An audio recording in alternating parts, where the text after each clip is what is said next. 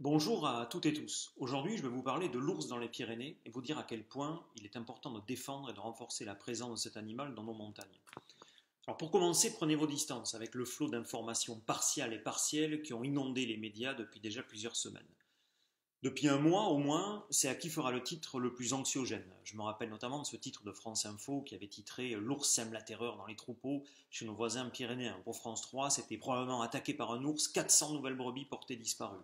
Le 30 juillet dernier, on a même eu droit au grand format du 20h de France 2, dans lequel on ne montrait que cadavres de brebis, désarroi et tristesse. Évidemment, comme tout le monde, j'ai souffert pour ces bergers en larmes. Mais il y avait quelque chose de gênant. Le propos général de ces reportages était biaisé. Et pour cause, tout ça n'arrive pas par hasard. Cette vague médiatique n'est pas tombée du ciel. Car on le sait, depuis un peu plus de 2 mois, l'introduction d'ours supplémentaires dans les Pyrénées occidentales est sur le bureau du ministre de l'écologie, Nicolas Hulot. Il ne reste que 2 mâles de ce côté du massif, et une réintroduction, pour être utile, doit se faire très bientôt, à très court terme.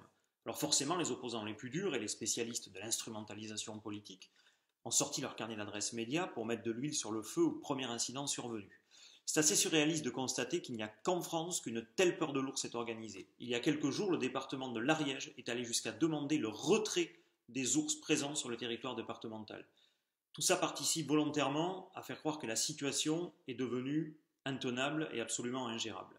Et certains, ça n'étonnera personne, ont d'ailleurs, comme d'habitude, ressorti leurs fusils pour faire trembler le ministre de l'écologie.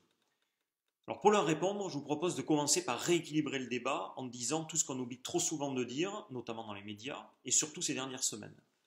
Car la réalité est tout autre, et le nombre d'ours est inversement proportionnel au nombre d'articles dans la presse.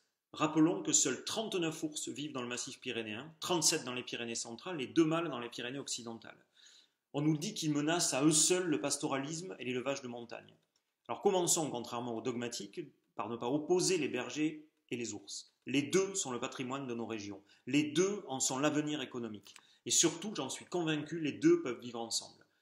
Alors pour sortir des postures, regardons les chiffres de très près. On dénombre autour de 570 000 têtes de bétail dans l'ensemble du massif pyrénéen. Les dégâts imputés à l'ours sont eux aussi publics, vous pouvez les vérifier rapidement sur Internet auprès de l'État.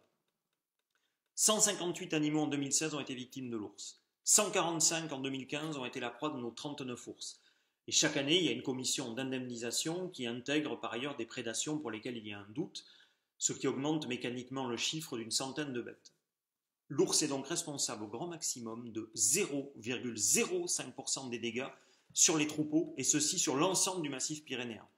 Alors j'anticipe certaines remarques qui me rappelleront que l'ours est très présent en Ariège et qu'il faut donc regarder les chiffres, surtout dans ce département. Qu'à cela ne tienne.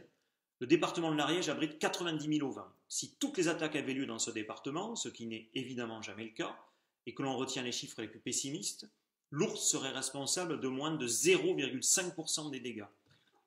En réalité, l'impact de l'ours est donc très très faible si l'on le compare avec la mortalité liée aux diverses maladies, à la foudre ou encore à la prédation, par exemple des chiens errants. Et surtout, on ne parle jamais de l'impact positif de l'ours, il est considérable.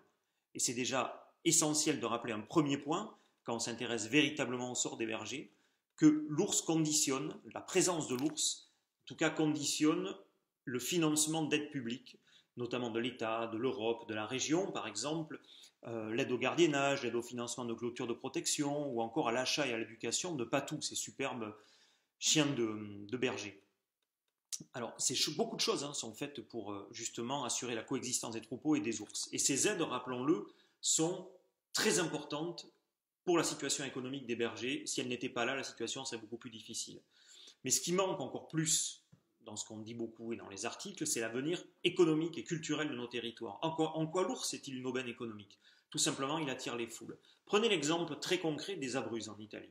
Ce territoire qui a misé sur la préservation de la biodiversité est aujourd'hui reconnu dans l'Europe entière comme une destination nature. Là-bas, on regarde l'avenir avec une certaine sérénité. Ici, dans le massif pyrénéen, c'est tout l'inverse. Notamment, par exemple, parce qu'on a misé sur le tout-ski et que les climatologues nous expliquent qu'avec une augmentation de la température de 2 degrés, évidemment, le choix touristique qui ont été faits sur le tout-ski n'ont plus d'avenir à long terme, à moyen terme, ni à court terme.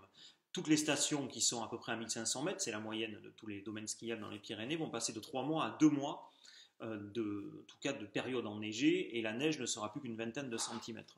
En clair, même si on limite l'augmentation des températures au minimum, le tourisme tel qu'il est basé aujourd'hui n'a pas d'avenir. Alors demain, quand la neige sera rare, c'est bien l'écotourisme, par exemple l'envie de voir l'ours qui sauvera les vallées pyrénéennes. Donc en réalité, il faut le rappeler, on devrait chérir l'ours, célébrer chaque naissance d'ourson et se battre pour que l'État procède au plus vite à des réintroductions. Et au-delà des bénéfices touristiques, c'est l'occasion aussi de rappeler que l'ours, comme le berger d'ailleurs, font partie intégrante du patrimoine culturel des Pyrénéens. On peut évoquer les contes pyrénéens, les blasons, les légendes, les carnavals, les fromages. En fait, sans l'ours, les vallées pyrénéennes ne seraient pas ce qu'elles sont.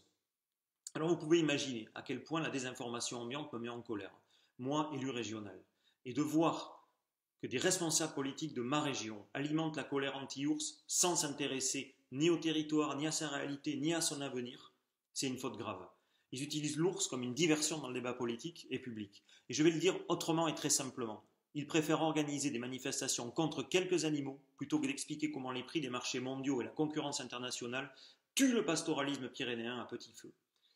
Alors je le redis à Nicolas Hulot, ne flanchez pas devant la pression des plus dogmatiques. La concertation évidemment, le recul surtout pas. Et au fond, je me pose une question. Si nous ne sommes pas capables de cohabiter avec quelques ours, espèces si importantes pour les écosystèmes de montagne, comment arriverons-nous à enrayer l'effondrement de la biodiversité qui menace ni plus ni moins de faire disparaître nos sociétés? Alors oui, je suis optimiste, j'y crois encore, mais je sais qu'il va falloir nous mobiliser pour faire partager notre envie de voir l'ours survivre dans les Pyrénées occidentales et se maintenir ailleurs. Voilà, en quelques mots, c'était ma contribution au débat pour tenter de renverser ce flot de désinformation. Et surtout, n'hésitez pas à partager et à commenter ce message, quoi que vous en pensiez, pour surtout ne pas abandonner le débat public à ceux qui accusent volontairement ou involontairement l'ours de tous les maux. Nous devons changer la tonalité du débat dans ce pays et poser les problèmes de manière globale. Et puis la préservation du vivant, elle vaut bien que l'on prenne le temps de sortir des postures et d'aller au fond des sujets. Merci en tout cas de m'avoir écouté, à très bientôt.